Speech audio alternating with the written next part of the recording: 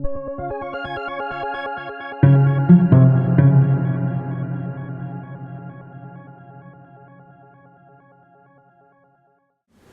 thank you for being here for our talks today. We have Jason from the UW School, but you're also HCDE. I am also HCD adjunct there. So they use a lot of acronyms. Yeah, human-centered design engineering. And then Laura's from computer science and HCDE as well. Yeah. So lots of overlap. Super excited to have them here. They're two of my collaborators, and they've made my time here at UW really interesting because we're doing cool stuff. And their work is very creative and innovative. So happy to share it with you today. Ready? All right, thank you. So, as Carmen said before, I'm Jason Yip. I'm also a senior research fellow at the Joan Gans Cooney Center at Sesame Workshop. So, I think the best part of that time was, climbing into Oscar's trash can. That was the best. So, just a little bit of myself. The big overarching question that I'm really always interested in is how does digital technology help to influence the way families, depending on how you define family, like whether it's young children, grandparents, extended, I'll call it community. How does it help them collaboratively learn together, right? We kind of live in this new world where technology is kind of all around. It's part of the landscape and mediascape. And the question for me is like collaboration. Like what does that mean and how do families actually do it? And so I'm looking always at that question from like two perspectives. The first is the learning sciences. So if you're not familiar with the learning sciences, it comes out, it's a combination of like psychology, cognitive science, educational research, that basically asks the question like what does learning look like in the wild, right? What is it really, instead of having to look at like one single factor in a psychological experiment, which you can do in the learning sciences, what does it look like in like real life, right? If I throw you into a classroom, I throw you into a maker space, or I throw you into a family home, how does learning happen? So it's not all about just isolating variables to understand learning, but it's looking at the whole thing. So learning sciences kind of deals with all that. But I also look from the child-computer interaction perspective. I spent a lot of time at the Human-Computer Interaction Lab at the University of Maryland with their kids team, which is what I'm going to talk about, our kids team today, learning a lot about how kids interact with technologies. And that partially led into this whole idea of modern families, right? When I was at Sesame Workshop, one of the things we had a hard time doing was separating kids from their families. Like we always talk about families. It's just sort of part of the thing that, I'm an assistant professor of digital youth, but I don't really like calling myself that because I don't think you can actually isolate youth from their families in general. Like there might be, the very special case, but in general, it's hard to say that, right? And so we conceptualize the idea of modern family, right? Well, the modern family has two parts to this. First, let's talk about the modern, which is, oh my gosh, technology, I'm scared to death of it, right? Like addiction, frightening news, right? Like they're scary. And there's reasons to be concerned, right? There's lots of things it's the whole new unknown, right? Yesterday we were talking about mobile phones. Today we're talking about the Internet of Things. Tomorrow we'll be talking about something else we can't quite predict. And for families, like this is a very scary time. Like, whoa, things are moving really fast. I don't imagine a long time ago people getting scared that the wheelbarrow is changing. Oh no, that wheelbarrow changed 100 years ago.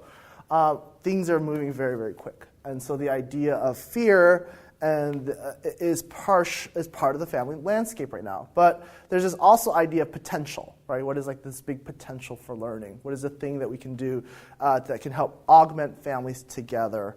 Another thing that's happening also is that the changing nature of families. We have so many issues that are, showing the headlines: new same-sex parenting, marriage rates that are fluctuating. Now, grandparents taking on parental roles, immigration, which is a really big part of some of my research, divorce, and all the same things. So these are two trends that are happening: the changing nature of technology and the changing nature of families, and both are like trains that are they're colliding together, and it creates a sense of like, oh, what is this? What is going on right here? How does the digital age, coupled by the changing nature of our society, help us to think about how families interact together with learning and technology? So the way I conceptualize understanding the collaborative learning question in families is first, I like to build new technologies, right? Sometimes some of my questions require building. One of my questions is, how do neighborhoods learn science together? it's a hard question to answer if I don't actually have the means to understand how to gather the data. So we created social media networks with public tangible displays to help essentially help to bridge information gaps within schools, after schools, and classrooms. So we're trying to study neighborhoods. So sometimes I'll build technologies. I'll talk about another technology I've been building is designing a way for families to code together who might be English language learners, right? So if you ever look at syntax and code, it's all in English. It's a lot. It's overwhelmingly in English. And oftentimes you might translate. I think Sayamindu is talking about the translation of Scratch and how difficult that is right here, right? Well, what if there are tools that are independent of language that can help families code in that sense, right? So those are the things I'm thinking about. But I also investigate current technologies. I wear this thing. If you see me playing Pokemon Go, I tell everyone I do research. That is my research. So we study families in Pokemon Go, right? How do they actually engage in these topics? And how does mobile, augmented reality, and location-based technology help families learn together? We also studied together with Laura and Carmen how do families use current online search tools to find information who might be English language learners, right? How do families work together?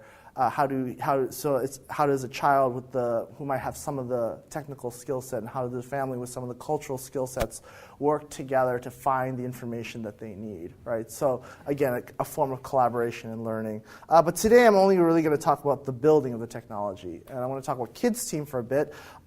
Kids Team is I always say is easier to show than to tell. So I'm just going to show quickly a very quick, not too long. I won't show the whole thing, but a clip of Kids Team. Luckily, this video came out just this week, so I'm very happy that it did in this case.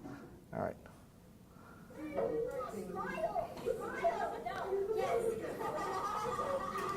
This is the sound of Kids Team UW at work. So think about ways to make Block Studio better. At the UW Information School, these elementary school kids are helping design technologies that other children and families will eventually use. One of the goals of Kids Team has always been to design new children's technologies for children with children. What will you do with it though? Well, you can work together as a team without having to use several things. This is Cooperative Inquiry, a method Jason Yip learned from mentor Dr. Allison Druin during his doctoral studies. His team is made up of about 10 children from 7 to 11 years old, as well as students from both the UW's iSchool and Human-Centered Design and Engineering. The adults and children on his team are all making design contributions, and they act as equal stakeholders in the process. We're going to give you 10 minutes to play with the new Block Studio. After 10 minutes, what we're going to do is we're going to give you back stuff of paper, and we want you to draw all around like what the interface will look like. The kids actually help direct how we design.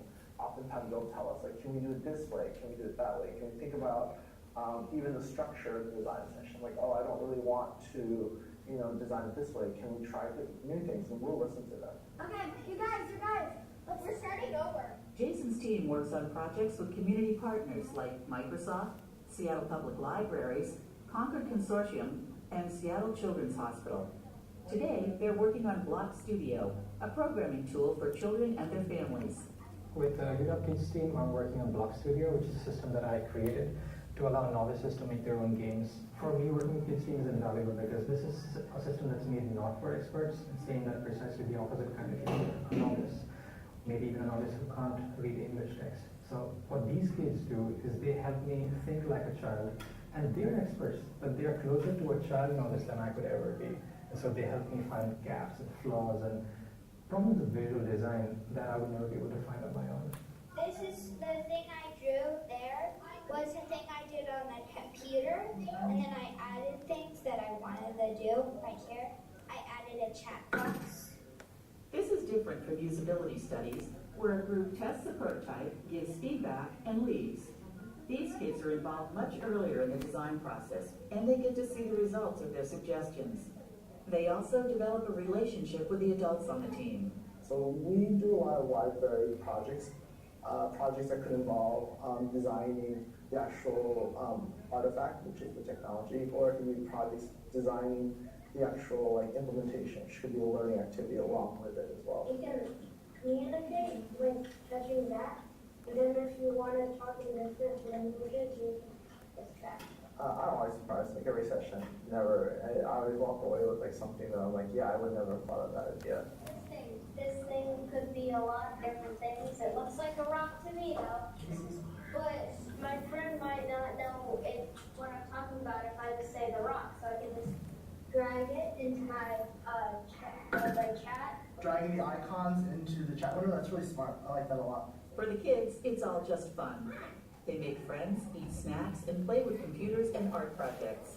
The adults on the team are working with them, and everyone contributes ideas. So I'm just going to pause that right now, just because I don't want. There's more to the video, but I want to make sure I have enough time. So there's a couple of new terms that the video may also have inserted that I just want to make clear of, just to give you an idea of the context of Kids Team. So Kids Team is a way to describe it is a manifestation of participatory design, which is a method focused on engaging users in the design process. Right? How do you actually work together? It was mostly developed within the 1970s in Scandinavia during trade unions when workers felt threatened by technology growing, and then a lot of the technologists were like, well, maybe we need to work with the workers to make them feel better about the technology so that they would contribute in design. And so it focuses a lot on, the history of it focuses a lot on the trade unions, on democratic and collaborative relationships with designers, particularly with the creation of new technologies.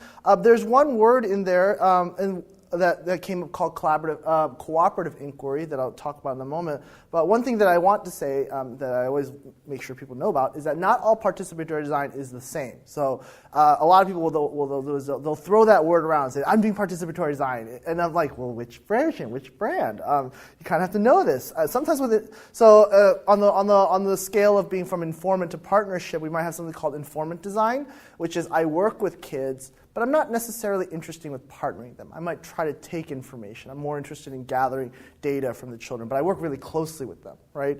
Another form of it is called the MAD evaluation session with school children, MES. In this particular form of participatory design, the researchers go into classrooms, about maybe 150 students, and they're trying to, again, gather more information. They want to distribute the partnership a little more widely, but they're not really interested in, developing larger partnerships because, again, it's 150 kids they're going to be working with. More focus on another one is called bonded design, where it might be a more focused project, like 6 weeks project, that they focus, the kids and the partners work together. But again, but they're more interested in actually building the design part rather than the relationship portion of it. And cooperative inquiry being on the more farther spectrum, something that Allison Druin and I worked on together, focusing on this idea of partnership. Now, this is that word, I threw in the P word, partnership, right? So one of the ways that we want to think about in terms of participatory design is how it uses techniques, right? So the technique can be used within any of the 4 styles of participatory design, but techniques are generally this idea that if I have adults and children, right, I got to work on the same level. So I might create a technique, right? A technique being I draw on paper, I create arts and crafts, I might actually have a different way of voting, I might have a different way of actually acting out the scene, and oftentimes an artifact comes out of it, or a product in this case. So the notion that we all work on the same technique. Now those techniques can go along different philosophical lines in participatory design, but so it's essentially more of a tool. So for example, this is a technique that I did in grad school with the child right here. We were trying to figure out how to design for the Microsoft Kinect when it first came out. So we're like, gestures. Well, how do I work with children on gestures? Well, we did something called big props, which is children use props to show the kinds of gestures they would do with technology. So focusing on cooperative inquiry, which is the style of participatory design that I work on, it's a method. It's a PD method that focuses on children and adults as equal partners in the design process, and so focusing on the iteration, elaboration, and design. And this is a word that we're gonna try to break apart: equal design partner, because it's a very loaded word right here. And the focus is really trying to figure out these equal opportunities that children can contribute, or adults can contribute. The idea that adults are the design experts, but children are the experts at being children, right? They know the song, the pineapple, pen, apple song. I have no idea what that is, but they brought that in. I'm like, okay, that's something that they know about. I don't know anything about it. That's expertise that they have and I don't have, right? They know things, but there's expertise that I have, which is on learning theories and design theories and such. So we try to bring all that together. So under Cooperative Inquiry model, Allison Druin kind of came up with this 4-stage model, which is we first start with users. Kids can be like, oh, like they can like just try the technology, and we're going to just see how they do things with it right there, right?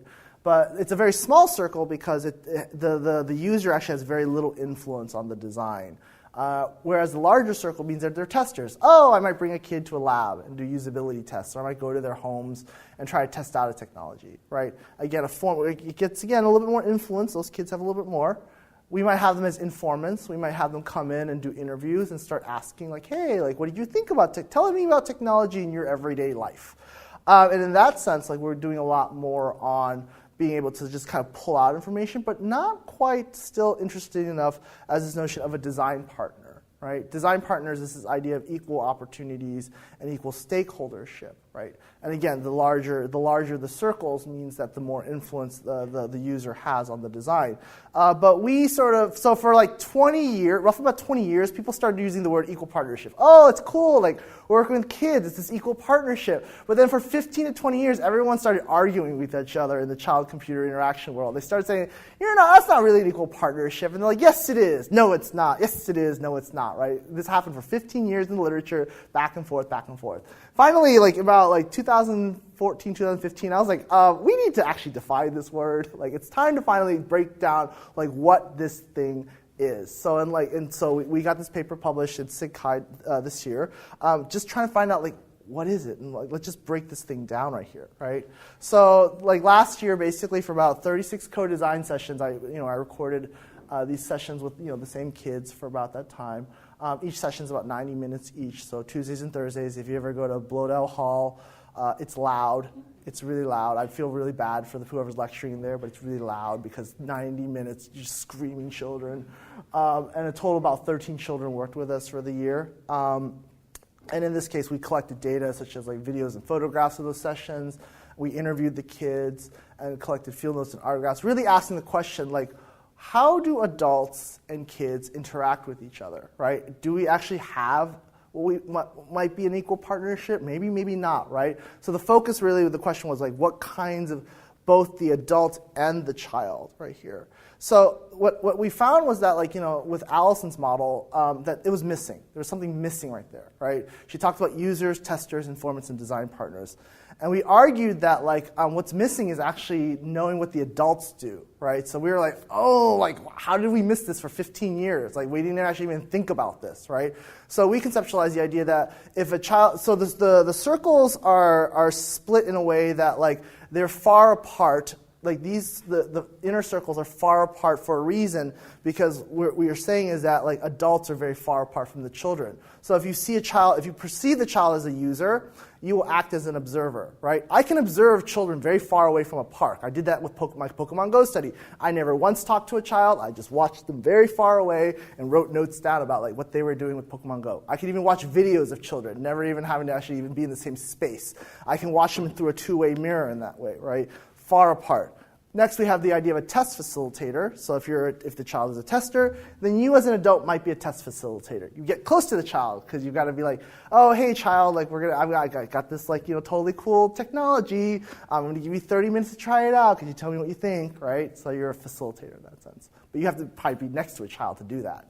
So if a child is an informant, then we said, okay, then the adult is the interpreter of that information, right? When a child says like, I get up in the morning and the first thing I do is I go watch television at 6 in the morning, right?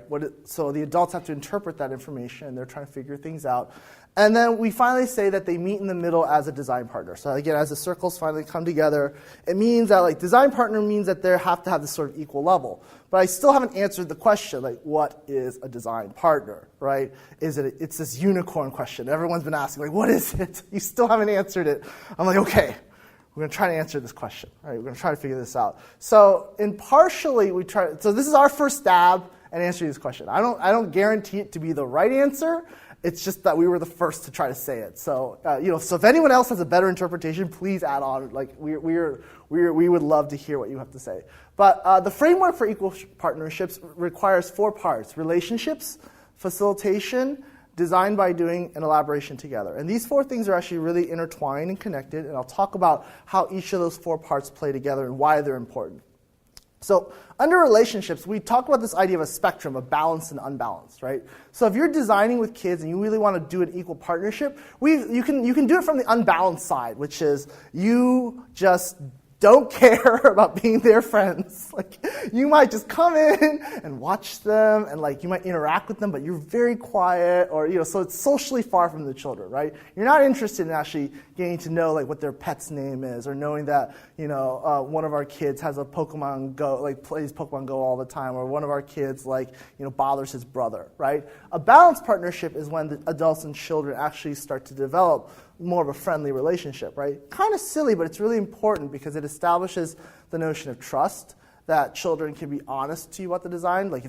So we bring designs all the time that we built, and we know from HCI studies that if you tell the user I built it, they'll be very oh, it's really great, I like it, right? But in our group, it's the complete opposite. If you tell them you built it, they will rip it apart. And that's what we want, right? But that requires a lot of relationship building. So on the unbalanced side, adults we've seen this before, where the first time adults come in, they're scared. They're like, oh my God, there's children. I've never seen these little people before.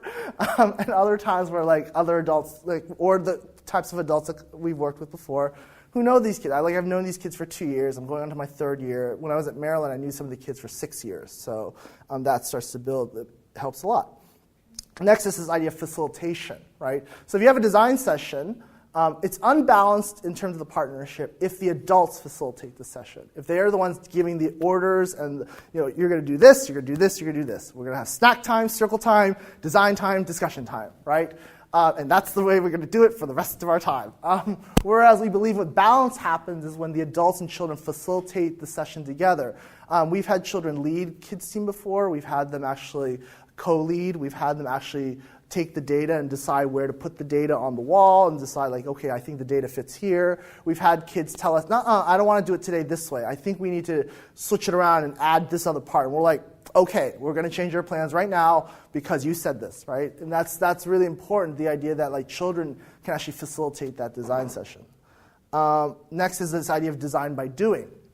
We've had adults come in and they'll observe, they'll watch very close, they'll sit next to the child and never touch the materials to design. They will just sit and watch and watch. And then in the kids building this thing, and I'm always looking at the adult you can do something, right? There's this sort of fear that if I work with the child, I'm going to unnecessarily influence that child, right? That child's going to follow it. I'm like, no. If you've worked with kids, they will not listen to you. If you've worked with them in the right way, they will say no to whatever you do.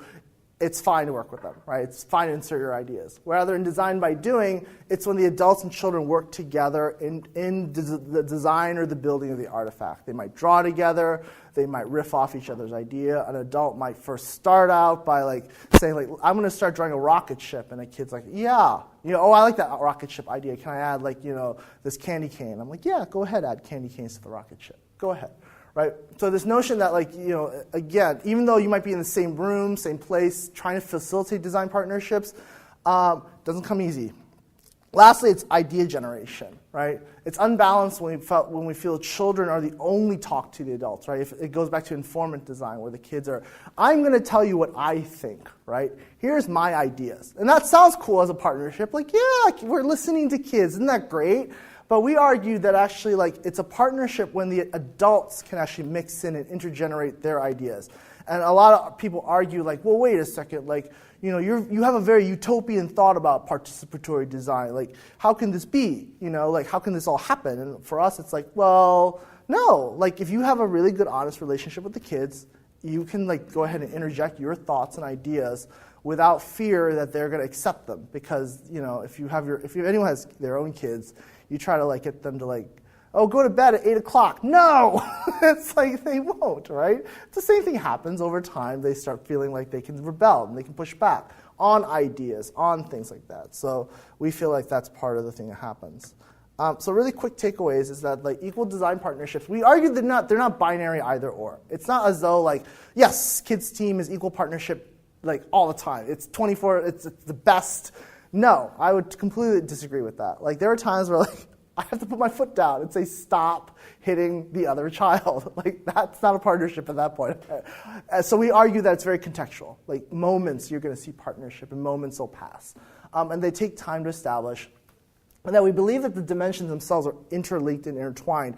Like so you can, even if you do 2 out of 4 of the dimensions, like, oh, we're going to do these design by doing times, and we're going to like totally get our ideas mixed together, but you don't ever get the chance to give the kids to facilitate the session, we would argue that that's leaning towards partnership, but it's not. Because you haven't even given the chance to like kids to try out, to create the design session for themselves. But so there's this big so what question. Like, so what, right? Who cares about equal partnership? Like, people design all the time without kids, right? They do these things for a reason. Why does it really matter? And you can always say so what at any dissertation defense, so it's the best kind of question you have. Well, we would say to answer the so what question is like they matter because like there's now when you start working with families, it starts becoming much more nuanced the kinds of relationship that's happened. And so I'm going to give you kind of the two-factor argument, the pragmatic argument, the good design argument, and the democracy argument, equality and equity. So on the pragmatic side, designers really, if you're going to be working in co-design, if you really want to work the idea with families, there is this practical reality that oftentimes I'm very distant to.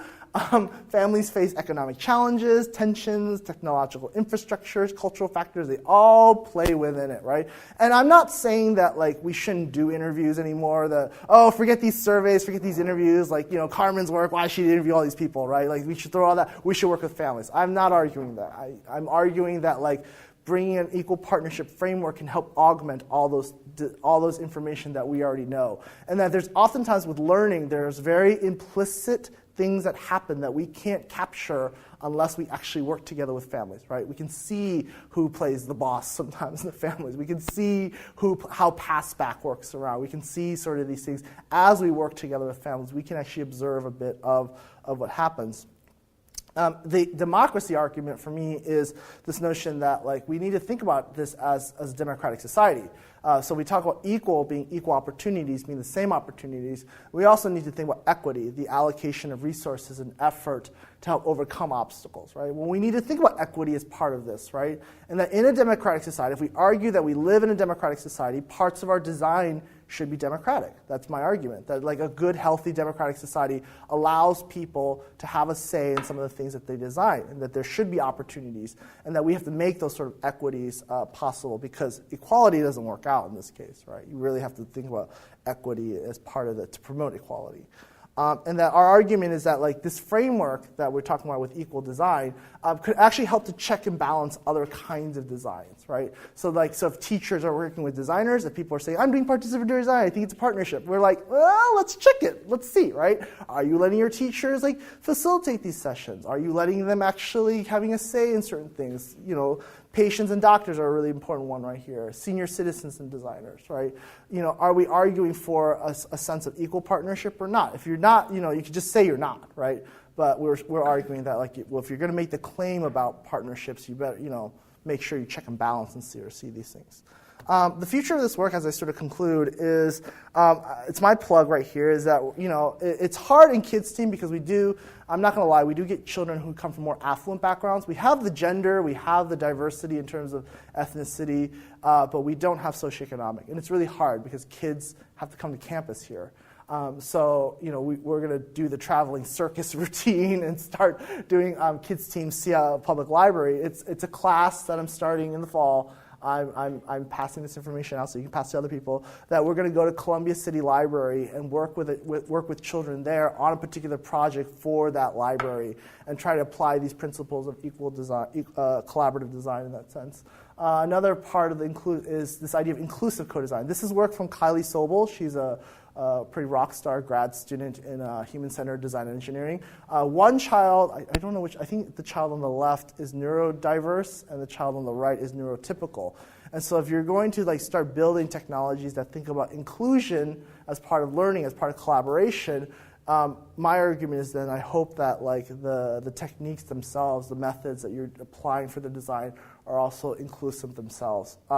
That's a hard project. Most of the times, like when we think about participatory design with users from like on different neurodiverse users, oftentimes it's hard. And I'm not going to argue that it's easy. If it was easy, it would have been done before. But oftentimes the users are split, right? I might work with a group of neurotypical, and then I might work with a separate group of neurodiverse, or accessibility issues. But we haven't come across even in the literature yet of could we do inclusion? Like, what would it even look like, right? That's the future. It's a hard future. I don't guarantee that it's going to happen overnight, but that is sort of where this team is headed. So I have to say thank you to the Children, Parents, and Kids team, Seattle Public Library for like tons of their volunteers and work, the Science Everywhere families and the NSF for funding this work. So thank you. Right on time ended. Yay. All right, you want to go next? Oh, and yes, it works really well in the transition because Laura has worked with Kids Team as well. So she's going to talk a little about our work together in that sense. You want to ask a question while we're transitioning, or should we do the end first of all? Yeah. You do it, I believe. Do you need an audio? No.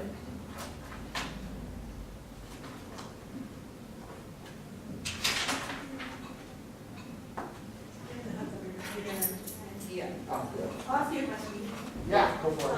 Have you involved parents, or is that a decision? Yeah, we have involved parents. That's something called with Science Everywhere. We did a whole once a month kind of deal with families where we worked with them on helping to develop the social media technologies and public display. One of our questions was that, it's a question I'm trying to figure out right now is, if we didn't involve the parents, would our design be similar to what we design now? And our argument might have been like, yeah, but it was nothing to do with like the interface that was important. It was interesting to see like when we work with them, we're like, oh, these are the challenges we're going to face.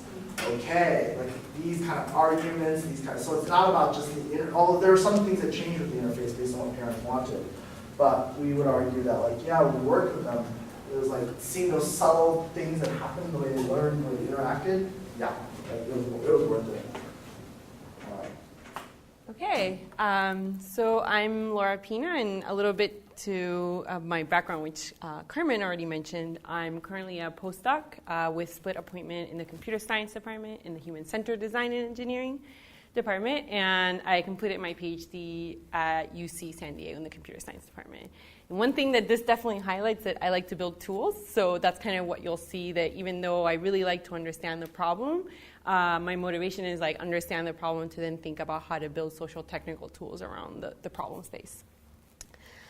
So we are at an interesting time where the availability of mobile sensors and smartphones has really changed in even the past 8 years, including when I ended my undergrad and when I finished my PhD.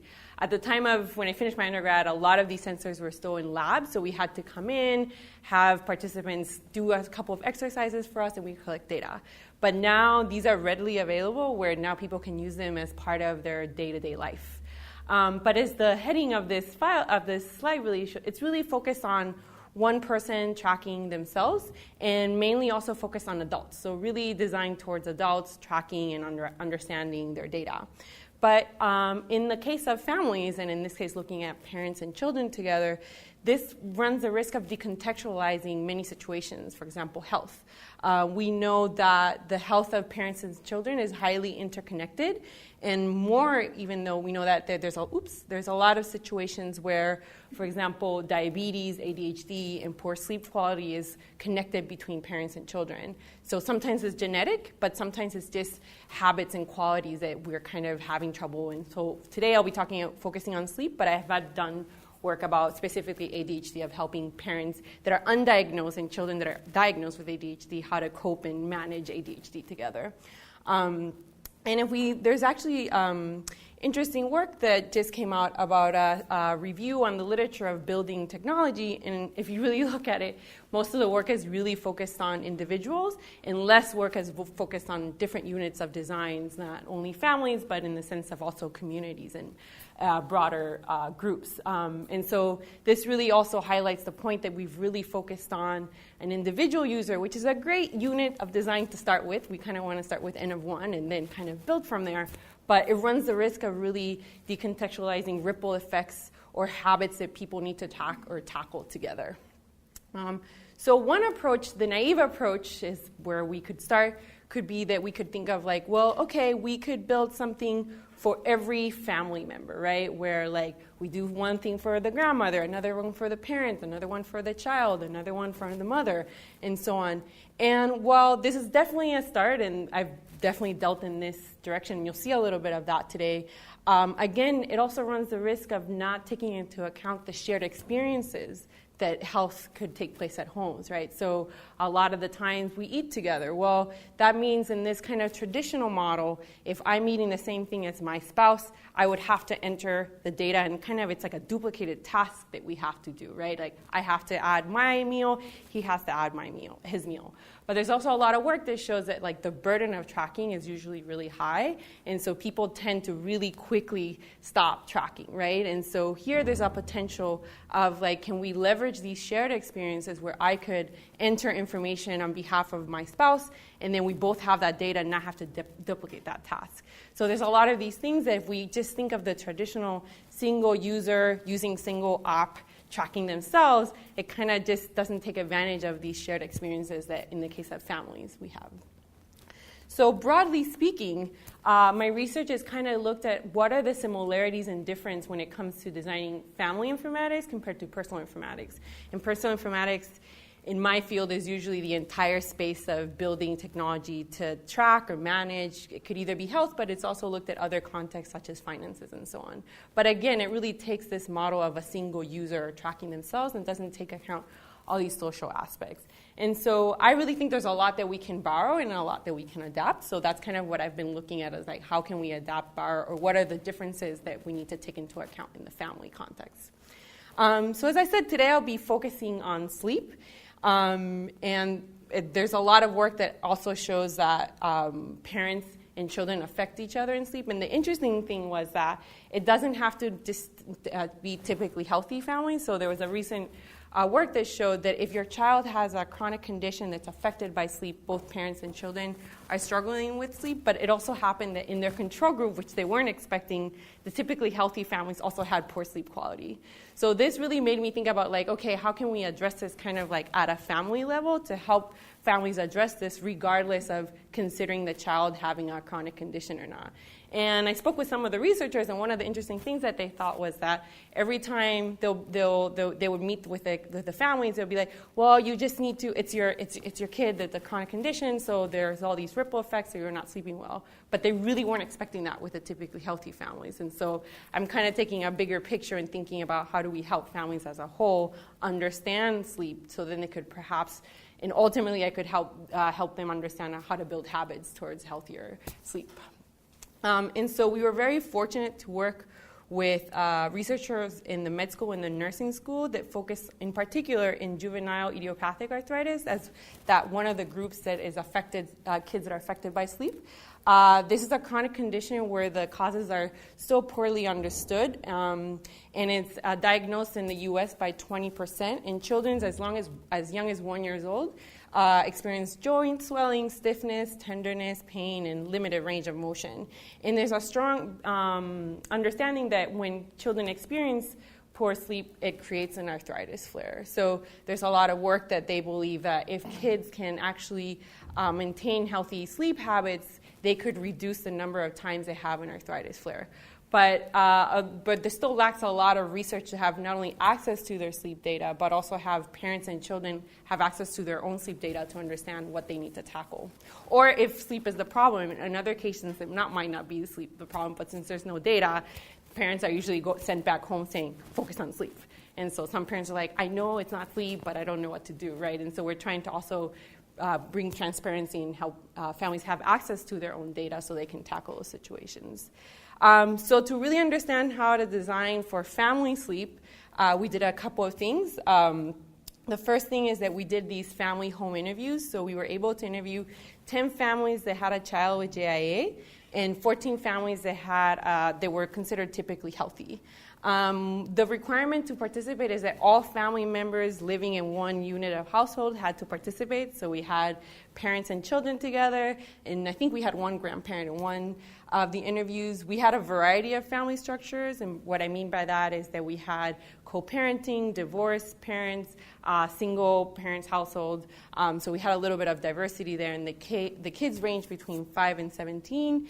And we kept it a little broad because we wanted to match the children in the JIA cohort with the children in the typically healthy. So we tried to have the same age range for both cohorts of group.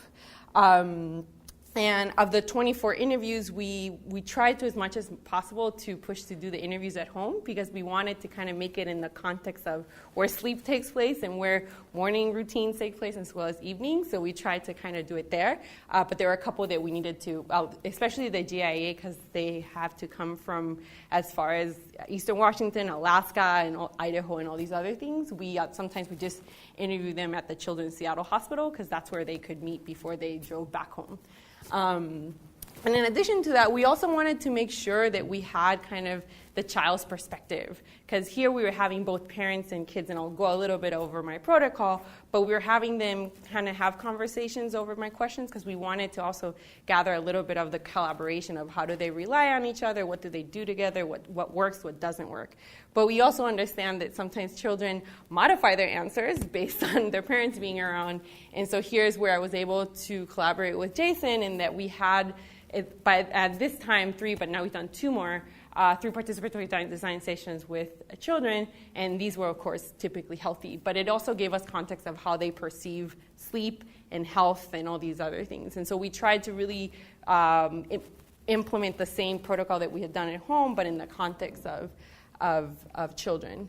And as Jason says, the researcher is an equal partner. So this is me sitting and prototyping with a bag of stuff that we call. And here we were focusing on how we wanted to understand what's their conception of sleep, how would they think of sleep being captured, what are the metaphors that they think of when they think of sleep. So we were here, there was one child that was thinking about how do we capture sleep, and what does it mean to fall off your bed, and all these things. It was really interesting because I think in general when we were talking about sleep with kids, they use the metaphor of dreams. So if I had a bad dream, it meant that I didn't sleep well, but if I had a good dream, it meant that I slept well. So that's something that I've been thinking about, of how do I include this metaphor of sleep when I'm building these types of tools or visualizing the data that we capture from a set of sensors.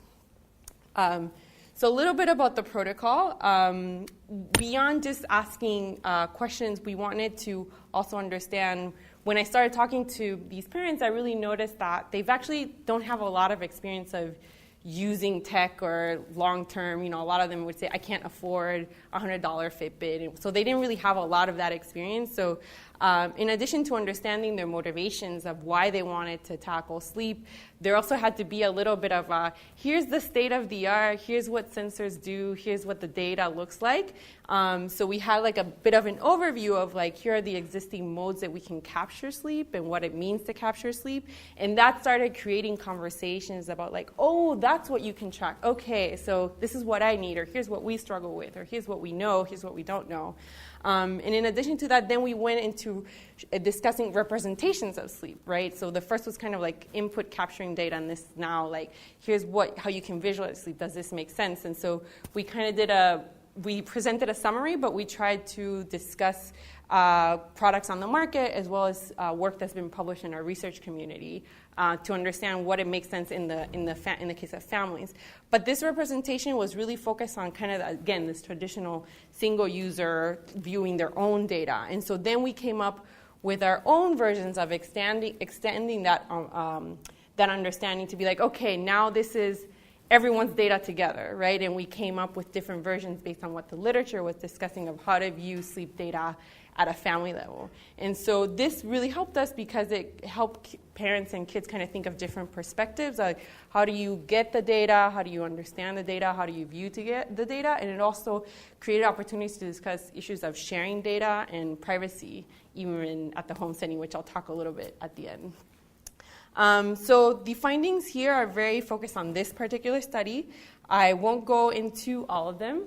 But there was a lot of discussion about managing health as a family, what are opportunities to design for family health, and then these burdens and tensions that I meant that I'll go in a little bit today. And the other thing also that came out that families, at first when we would start the interviews and explain them what are the types of sensors and the way that we can capture data, a lot of them say, yeah, I want all the data. I want to see it. I want all of it. And then when I was towards the end, when I was like, okay, here's what it looks like. If I show you raw data or if I show you a metaphor, then like that's too much. I don't have time to look at these things in detail. I want like big picture takeaways that I can. And so it kind of falls into the traditional model of design where you have layers of details, right? So first layer, big picture, you click, you get more details, you click, you get more details. So I kind of followed that, but it was very interesting to see them be very specific and then towards the end kind of changing their mind.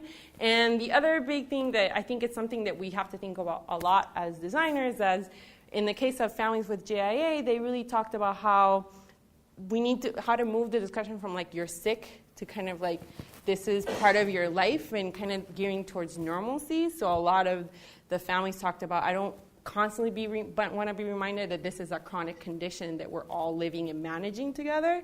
So there's a lot of work there, but it's important to think about because sometimes when we're thinking of tech and health, we're either just building for healthy people or we're building for someone that we consider sick, and therefore the design and the approach is for a sick person.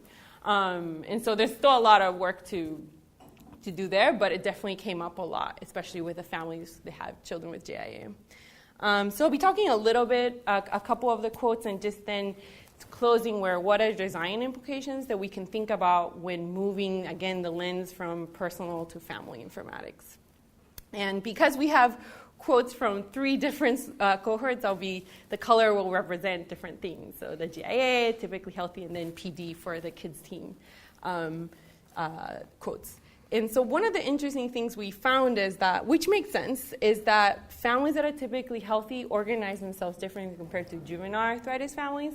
So here they really talk about, we're a system. We make sure that the sibling that has JIA gets taken care of first, and then the rest of us make sure that we're okay.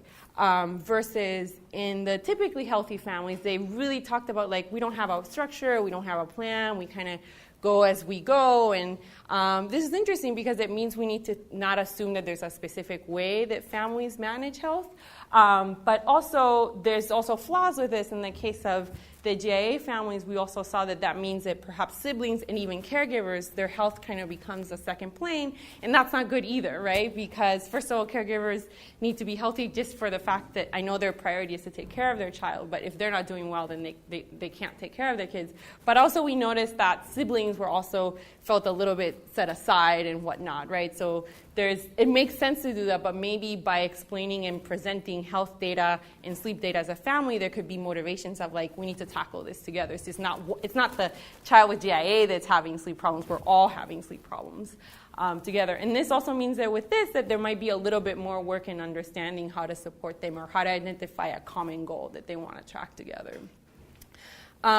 We saw this very distinctly in juvenile arthritis families where they took on very specific roles. So there tended to be if there were two caregivers, there tended to be one that was the primary and one was the secondary. And the primary was the one really doing the detail annotations, right, of like time of medication, time of reaction, how they slept, how they didn't sleep. And versus the secondary tended to be more back and going to appointments or like big picture information. So if there was a change in medication routine, sometimes they had to change diet, sometimes they had to observe very specific things, then they would kind of act as the backup and participate in the conversations with a team of doctors, but not doing the detailed day of work. And so this is interesting too because it means that if we're designing for families, and in this case focusing on caregivers, it means that we could, but we need to make it flexible and not assume that one parent is going to be the only one, or that there might be a specific task that one parent is doing, but the other one's doing more complementary, right? So, or not assume that every parent is going to add the same amount of detail, right? So be a little bit more flexible versus now if we kind of applied the same model, it's assumed that every family member is going to add the same detail of data. But together they complement each other, right? So that's kind of the interesting part too. We also saw this, and actually we saw this across both family cohorts, that families, when they want to engage in healthy habits, they're more sustainable if the entire family takes part in this. And so in the case of GIA, as I said, sometimes when they're trying to understand what's a trigger, what's something that's causing their GIA flare, sometimes they have to go on these very drastic diets. And so the parents would talk about that it was brutal not to go on the diet with them, first because they wanted to empathize and understand, but also for practical reasons, right? Like that means that the parent has to cook 2 meals for every meal, and so like it just didn't make sense for us to do that.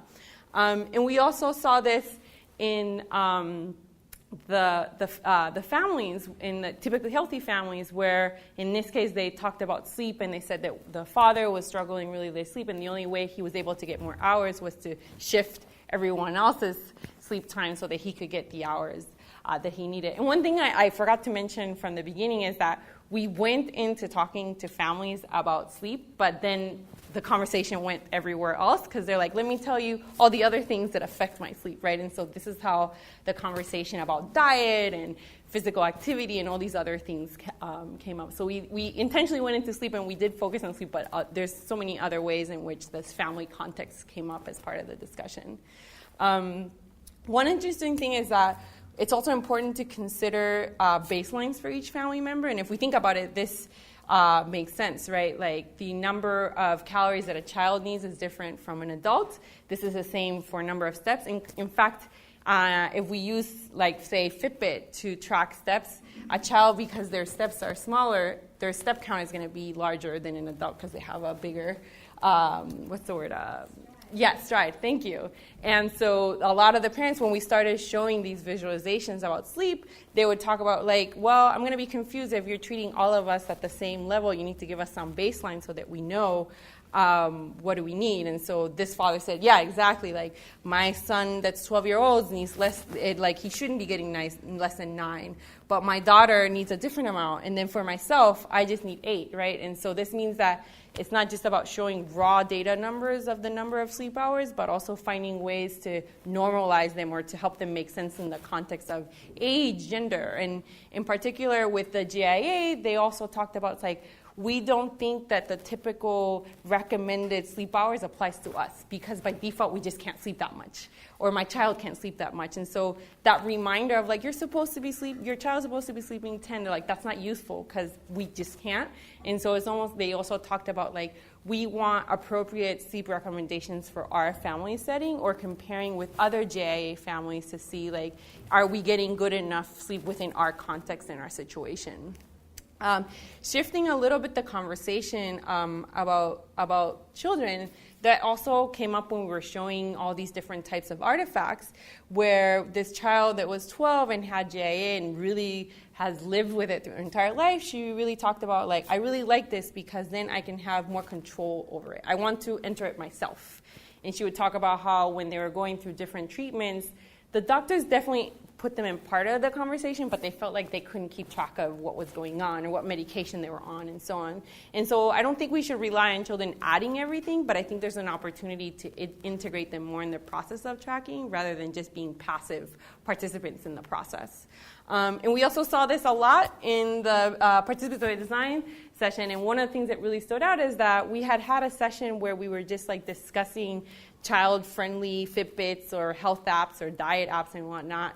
And one of the kids said, like, okay, that's great, but why do I need a different one from my adults, right? Like, I don't want to stand out. I don't need to stand out. Like, and they were very point on to remind us that they're very good with using their parents' phone. So why do we need a different version? And so that's also interesting because a lot of times we want to make this, pinky color for girls type of thing, right? And it's a reminder that sometimes there can actually be one tool or one artifact that it could be multiple users tracking together instead of like one for you, one for me, one for someone else. And one example that really stood out here with the families with JIA was that one family talked about how when they were trying to understand where the child was experiencing pain, she didn't have all the verbal skills to express herself. And so when they were going to the doctors were giving them a skeleton, right, and then point. And so she had this idea where she created this notebook were stamped by date, and so they could take turns on how to keep track of inflammation, right? And so this was really interesting because it was an example of like, you don't need to be explicit, right? It could be point and color, right? That's what the kid was doing, but it could be a modality where they're taking turns and sharing the same artifact to track pain. And so the mother would talk about, like, sometimes I had to go to work, but that meant that I could still drop off my child with this notebook, and all I had to tell the other caregiver was, like, please remind her to add this, right? And so it kind of took off a little bit of the burden and the stress of the mother feeling like she always had to have this information up to date. Now is a way of collaboratively tracking their child. Last, as I said, there was a lot of discussion on privacy, and we really saw this across all the types of discussion. The child with JIA, in this case she was a teenager, which also came up a lot when you're in your teenage years. She knows that she's supposed to sleep, but she did admit that sometimes she goes on Netflix binges. And so when we were discussing all these different forms of visualization of sleep, she was really concerned about, like, how much do my parents going to see? Like, that means I can't go on these Netflix binges. We have to figure out how to share data, but don't give them too many details. But then they would say, I agree that I need their help in trying to manage my JIA. Same thing with Typically Healthy. The kids were on board, and they're like, this is interesting. Everyone gets the same app. It's all collected. But as a group, you can only see other people's general information, but you can't really see the specific stuff. Unless the kids and the participatory design, when we talked about the similar displays, they were like, I don't want my parents to know everything. That's just creepy. So that means we also need to think about how do we visualize these things, and that's actually what I've been working on now in building this tool that I will be deploying soon into how do we show enough information about your sleep, but without having to go into these details. And one of the conclusions that we came up with is that you would probably need two different, if we build this kind of app for 5 to 17 years, you would probably need two versions of the tool, where one is more focused on preteen kids and another one is focused on teenage kids from 13, which makes sense because even by the age of 13, I think that's when you start deciding if you consent to your parents having access to your health information and whatnot. So for the future study right now, we're focusing on younger kids because that's less understood. But I think for 13 to 17, if we visualize sleep, it requires a different process for that. So I've given you a little bit of an overview of this study that we had. And so I just wanted to close with a couple of design guidelines, because as I said, I build, so I always want to be like, okay, what do I learn and how can I take into account these things to build? So the first thing that we'll have to do is that we'll have to do some work in understanding how to provide sleep to make it a family effort. As I said, for GIA, the main focus is let's help the sibling with GIA get better, but also discussing about how the chances are that you're not sleeping well, and how do we make this more of a family effort. And one of the interesting things that the kids talked about also is that they like the concept because it kind of takes away the constant focus being on them. And now it makes it more of like a family effort in making sense of sleep together. Versus in Typically Healthy, there might be a little bit more, not a clear motivation about like, let's focus on a particular family member. So there might be, before they want to start tracking, there might have to be a discussion to help them identify what's a common goal that they want to track. And a lot of the times when we talked about sleep, they also talked about mood as a really strong, connection. And parents and kids would talk about like, now maybe that could help me understand like why are they so moody and things like that, right? So it doesn't have to necessarily be that the ultimate goal is sleep, but it could be related to sleep that manifests in other ways. In terms of technology, I think, again, moving away from the single user mental model is supporting multi-directional in turn-taking and tracking. So what I mean by multi-directional is that I could be tracking myself, or I could be tracking another caregiver, right? So, or another family member. So not just relying on a particular member tracking another one, but also offer flexibility into who and whom you're tracking at a time. And the other thing is, when you want to support this multi-directional tracking, we also need to think about distributing and the granularity of tracking. For example, you could say that the child with GIA can pinpoint where they're feeling swelling and whatnot, but perhaps the parent wants to do more fine-grained information about like time of medication and time that they woke up or how many hours they slept. But you could easily think about together that data is much more richer than relying on one family member doing everything, or only one family member the ability to track a particular piece of that data.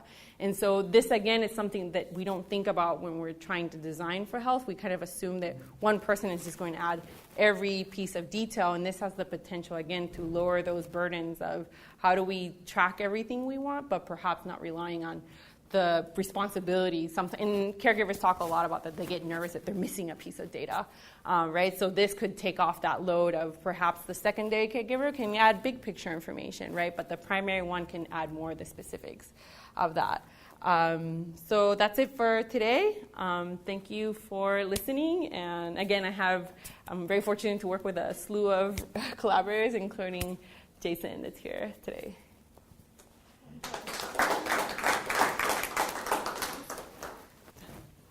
Oh, sure. All right, so questions? Jason or Laura? Should we share the mic? Sure, yeah, if you can. Yeah, I think we can. I have a question about something Jason mentioned, almost as an aside. Just curious, what is the history of librarians being involved in design? What design of what? Oh yeah, there's if you look at Rachel Clark's work from the ISO, she just graduated. She did this whole we need to think about librarians as designers. It's like this whole thing that libraries have been designing for hundreds of years, and yet no one's ever studied this thing. Right? IDEO came out with this whole design thinking guideline for librarians, which has sort of kicked off this whole notion now of IMLS really considering design as part of librarianship. So librarians think of themselves as designing for information access in that sense, right? From as little as story time development to how mobile travels through a neighborhood in that sense. So yeah, there's been a lot. We just don't conceptualize it, even though they're information folks in that sense.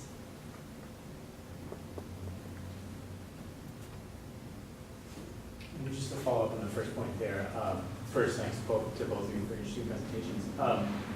So families organize themselves differently. I realize it's a relatively small sample, but are there any ways in which different family structures organize themselves differently in ways that are interesting, salient? So for instance, our single parent households seem to be doing things differently than others, and if so, how? I think, yeah. I think in the case of single parent households, the load of it relies on basically one parent to do everything, and then there was definitely discussion of if there's a second parent but doesn't live in their home and therefore that's why they identified as single parent, the issues of privacy, that's where they really came up a lot about what does the other parent know about what's going on in the home. Same thing with divorced families, especially in GIA where both parents need to know what's the medication routine or what's the diet or what's the treatment right now, and there's a lot of breakdowns in keeping both parents up to date. And so there's definitely opportunities there to figure out how do we share this across households and still protect the parents' privacy that they're concerned that they don't want the other parent to. In the case of single parent, they were very honest, and a lot of times they would just talk about I'm just tired. I saw this a lot in both ADHD and GIA, so more with families that have a child with some form of chronic condition. They really struggled to maintain whatever intervention that was, and so they would talk a lot more about how tired they were, and they struggled to receive support from other ones.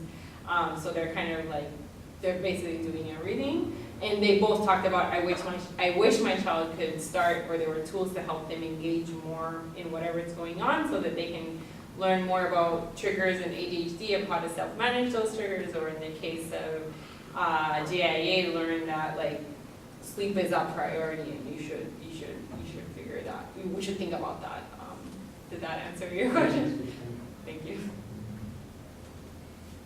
Excuse me, do you ever face resistance when you're doing participatory design? Do you face resistance from the kids in that form of interaction? Do they ever kind of crave the formula for someone to tell them what to do? Sometimes, depends on the kids. I have more resistance when they're like, oh, bags of stuff again. It's kind of like bologna for lunch again. Like it's kind of like our bread and butter version when we use arts and crafts lessons. So we hear that a lot. The resistance, I think sometimes they're, I think there's this sort of utopian view that like, oh, if I just set up all the right conditions, kids are just gonna magically design. They don't. They're antsy, they're tired, it's after school. Like, I don't know about you, sometimes there's one kid I'm thinking about, you know what I'm talking about. I'm like, man, he's just not gonna do anything today. Yeah. So I don't ever want to paint this thing as like, oh yeah, it's magical and it's like so like lovely. It's like one of those pictures of babies like sleeping. It's like no, these things they're just as like resistant to both on the I'm tired, I don't have any ideas to give today, versus the I have so many ideas and yet I don't know but I don't want to do this particular technique today. So sometimes they're really engaged, sometimes they're not, and you kind of have to, but we always also make sure that they have consent, like that they want to participate. And we, if we see this, I feel like if you've seen it as a trend, you always ask like, do you want to talk to your parents in case you want to come back or not? There's no obligation. If you don't want to come back, that's fine too. So I think every now and then, if you see a pattern with one of the kids, you'll be like, do you want to think about it and talk back? So there's consent definitely there involved too. yes, irony. We follow irony all the time. I have a follow-up question on that. I'd love to hear a bit more about how you're recruiting kids into this, and what is the relationship, or what would you say is the influence of parents saying we want our kids to participate, versus kids somehow hearing about it themselves and their parents saying I want to participate. Yeah, recruitment started when I first got here. I didn't know what to do. It's anyone got a kid? You have a kid? So sometimes just asking anyone around here first, and then also just sort of children's youth networks here at the University of Washington. We sort of mail along with a flyer once the IRB was all set. That's a little different now with the kids team Seattle Public Library. We're working with the librarian in that community because they know the kids there. So a lot of times what we'll do is we'll have sample sessions. Just try it out. Here's this one day where I have to buy lunch and we'll all kind of get together and just do a design session. And if you like what we do, come on by. It's kind of infomercials. Just try those or Costco samples. And just come on, you like the rest. The second part to your question, whether children are cohort or their parents want them to come in. We always have the kids try it out first before they do things. So there is the assent process where we have kids, the two kids that I recruited this year, their parents put them on the wait list. We have them just kind of try it out for a moment and say do you want to come? We always ask them, do you want to come? You don't have to come. You can say no. It's hard, and they'll tell you if they want to come over at some point. Yeah. Within about a year, some of them are I'm done. This is it. I'm like that's great. We had a great time. I hope you grow up well. Some kids, because they get to an age about 11 where the magic is kind of gone. Yeah. It's oh no, they're starting to realize wait a second, it's not that we've hidden things from them. It's just that they start getting busy with other things. They want they want more of the hard skills. I want to learn. I had a kid there I want to learn C++. And I'm 11. I'm oh okay, well I can't teach you C++, so that's good. So as they get older, they're it's kind of like Toy Story. Oh no, Andy's gotten older. They start to want to have different interests, which then their parents are asking them, should they stay or go? And I'm well, let them go. It's totally fine. There's no problem with that. Have you ever considered doing something with the parents while the kids are doing kids team? Especially for your project. Yeah. That would be interesting. Yeah, we've done family co-design before. It's harder. Family co-design is much harder. Yeah. because No, people- but like separating out, the parents drop off their kids, right? Yeah. So for the library one, what are those parents gonna be doing? Depends, like, if the Can I do kids- something with them? Yeah. We've done, so in other studies before at Maryland, we've done where the parents do participate. Yeah, I It's just like wondered we've that. done that before, particularly when we were designing stories for grandparents. Like there was a whole grandparent thing that we did before.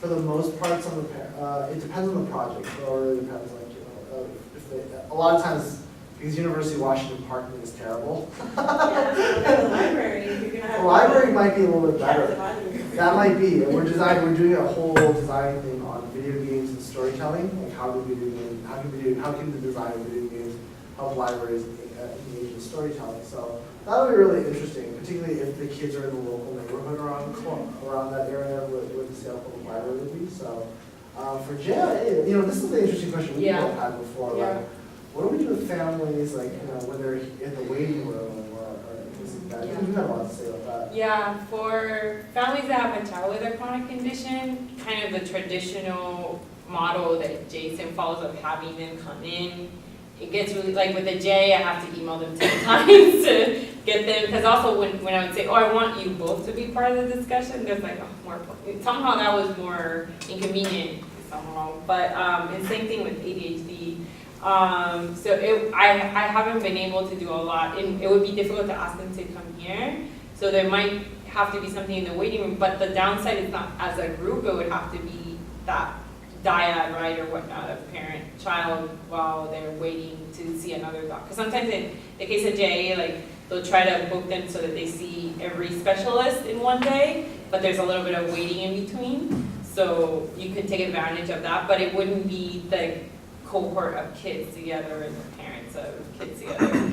The other idea that I haven't been able to do is that, unlike, I haven't seen it with ADHD, but with GIA, I think it's because it's a physical condition versus ADHD being more neurological. There's much more support financially, socially, whatnot, and so they have, in Washington, they have a summer camp where parents and kids spend time, like a whole week together, and they get to know each other, and they talk about how, like, they share tips and tricks. And so I've been wanting to go there, and they were pretty open to, like, yeah, you can come and have one session, right, of some, and maybe that's what you could get them engaged, and they would want to participate more later, after that summer camp. But yeah, that's something about with kids, if they have a chronic condition, it's much harder to get them to come to these type of regular things, yeah. I noticed that the kids team were working, like, in some of the kind of like videos that you showed, that there were like, they seem to be in some cases working with like paper prototypes and things like that. In some cases they were working with like actual software on the screen. Are there like design principles or kind of like guidelines as to like when you get kids team involved?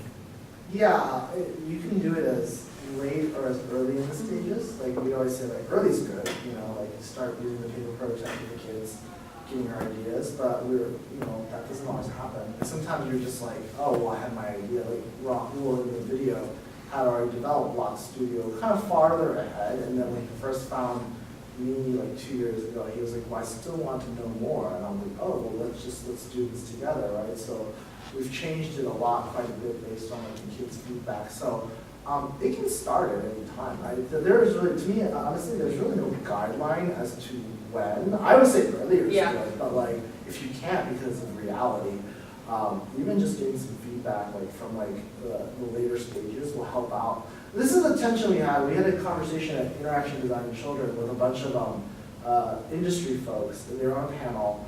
We asked them like, oh yeah, so how do you actually work with kids? And they kept saying testing, right? Like I build, I test, I build, I test, I build, I test, I build, I test.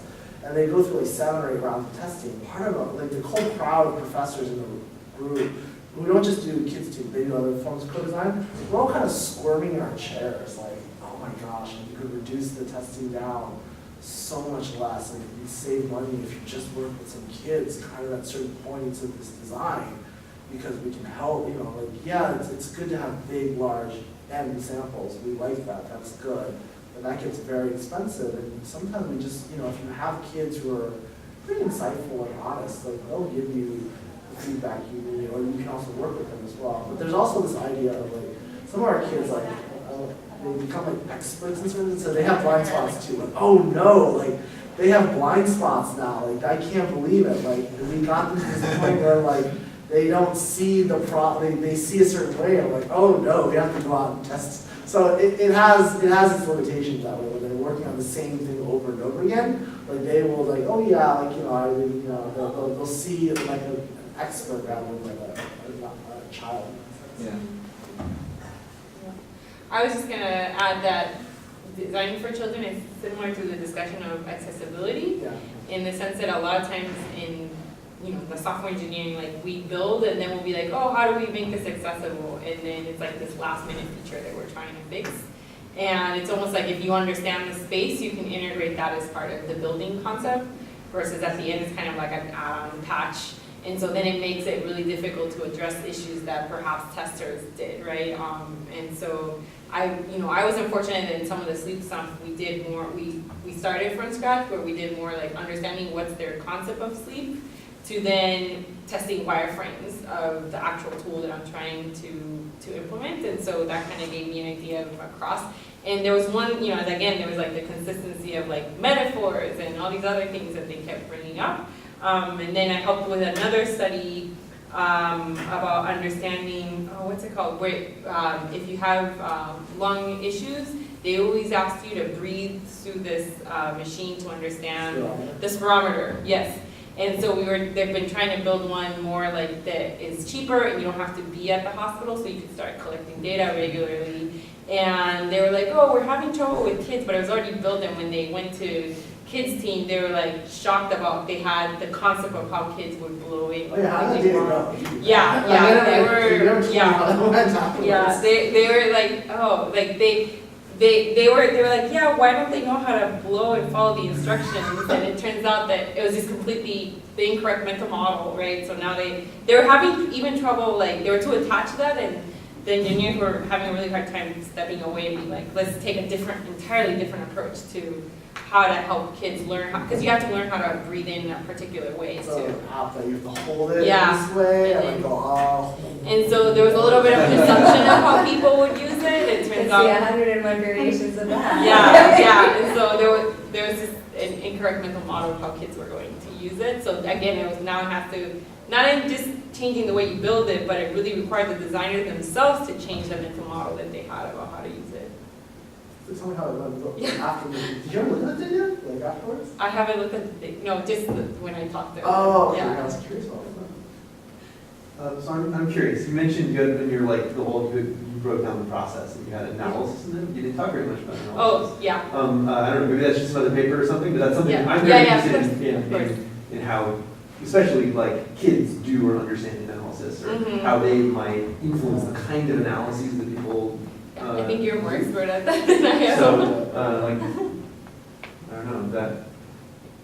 Well, I for this one I did more the traditional, finding codes and identifying themes. Yeah. And then I used the children's version to corroborate what the family were saying. How did they analyze the data? They collected. Oh, in my case, they didn't analyze. I analyzed data, yeah. But in the kids team, we've had children where we'll do sticky notes of concepts, and we'll have them take the sticky note and put it in the appropriate category, or they start telling us like these sticky notes look like confusing button, right? And so they'll start telling us that that button is confusing, and so then all the sticky notes start kind of aggregating around that space. That's been my experience when we're having children be kind of part of the design process of like critiquing an existing technology or coming up with new ones. That sticky notes works really well with them, right? Because it's also like constraints the space of how much they can write, and so it's like they get really good at it under finding a word or a noun or whatnot to describe things. That's my experience with it. But in mine in particular, it was more like understanding their mental model of sleep or how to track sleep, and also like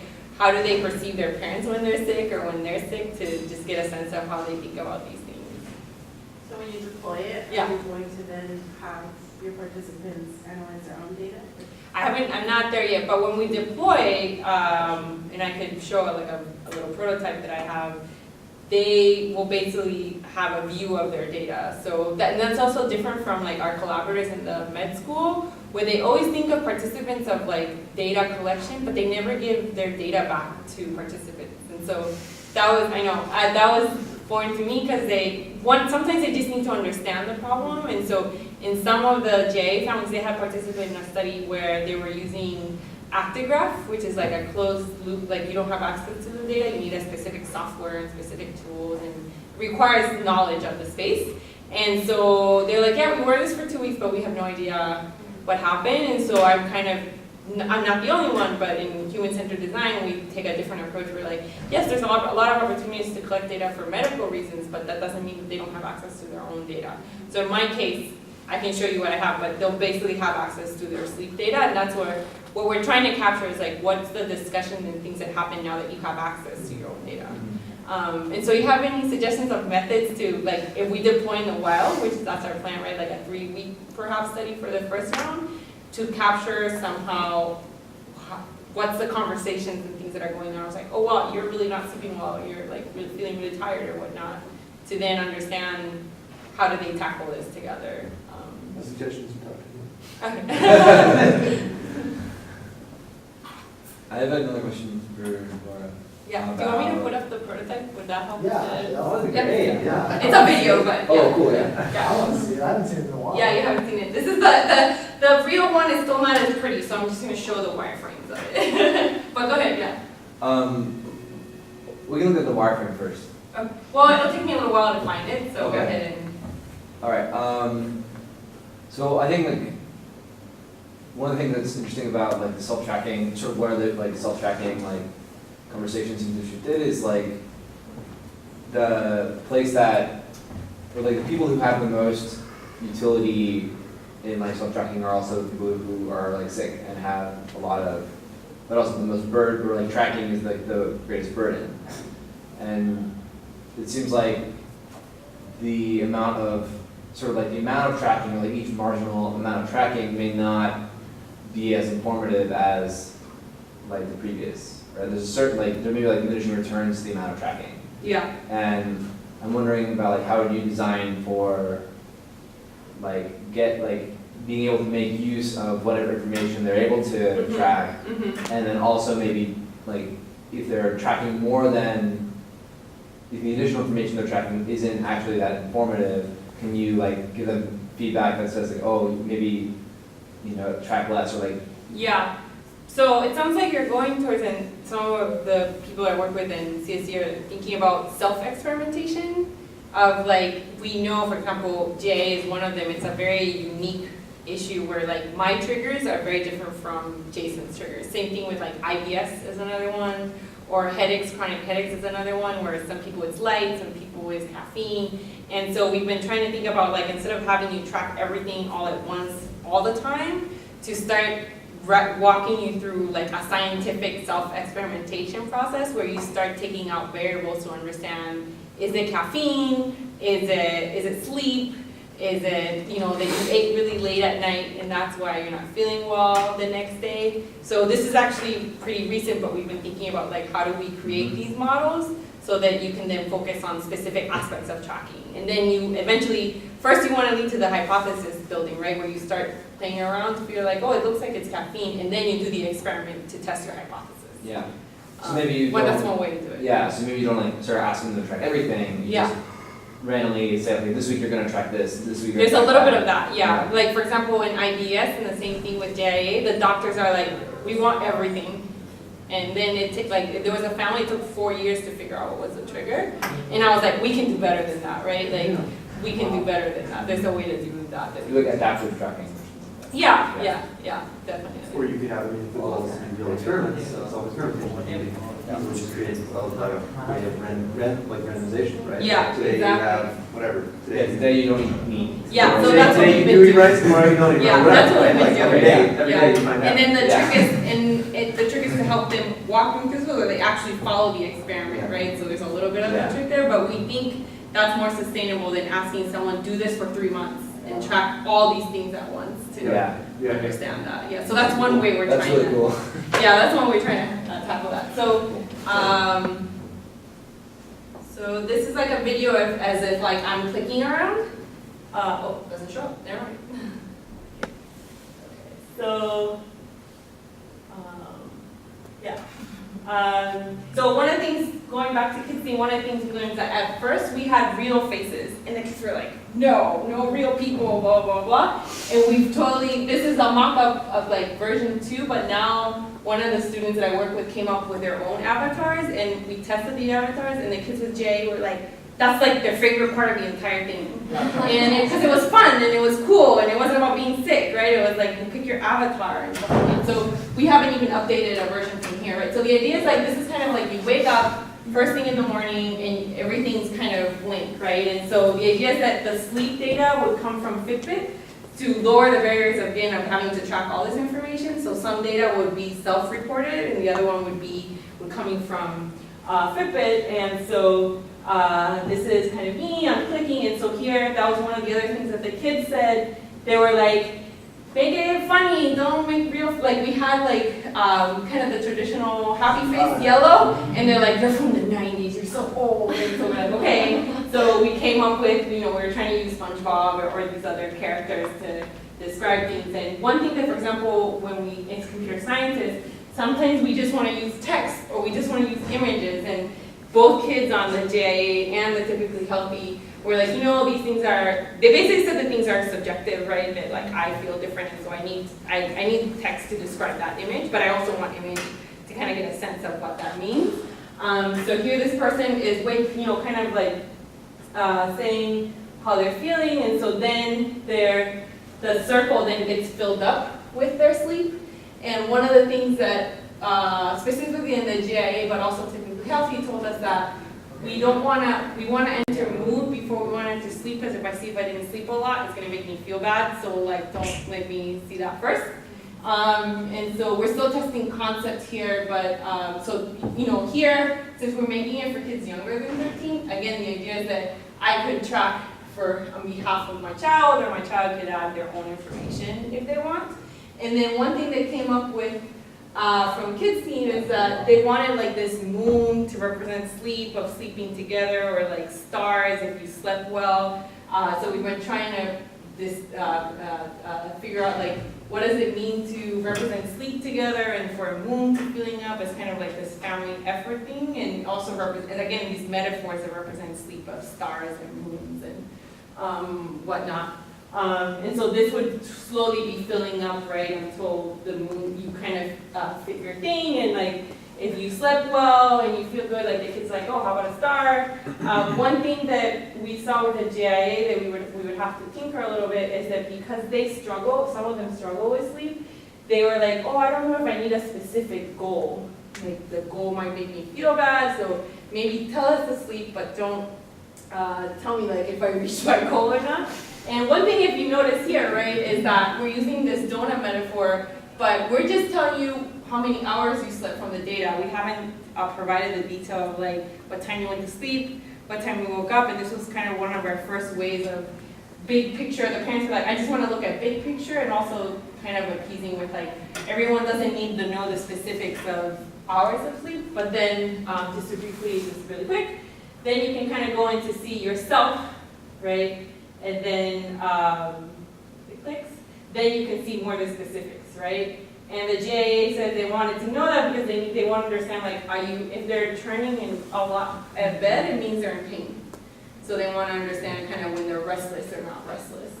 And then that was kind of like your weekly view of your sleep, right, to understand like, are you being consistent? And then this was more the weekly of the family. And the kids talked a lot about wanting to know, like, oh, are we all aligned together? Or like, are we not sleeping well? So that was kind of like a big picture also with that. So yeah, this is like my working prototype. Now I'm working on actually building it. But we hope to deploy during the summer.